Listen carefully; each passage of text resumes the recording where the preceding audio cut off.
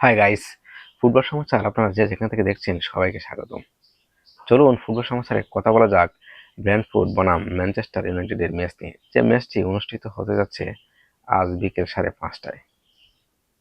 Brentford EPL এর 5 ম্যাচে এই মৌসুমে 4 পয়েন্ট নিয়ে পয়েন্ট তালিকার 17 নম্বরে অবস্থান করছে। এদিকে ম্যানচেস্টার ইউনাইটেড 5 ম্যাচে 7 পয়েন্ট নিয়ে পয়েন্ট তালিকার 11 নম্বরে অবস্থান করছে।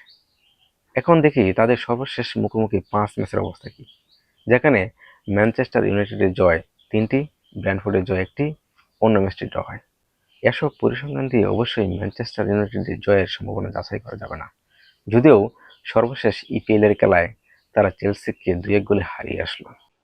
কারণ এই Manchester United most unpredictable team in the premier league. আমি চেলসির বিপক্ষে ম্যানচেস্টার ইউনাইটেডের জয়টাকে খাটো করে দেখছি না এবং ভাবছিও না। এই হচ্ছে ম্যানচেস্টার ইউনাইটেডের সার্বিক অবস্থা। ম্যানচেস্টারের আকাশে কখনো মেঘ, তো পরক্ষণেই রোদ।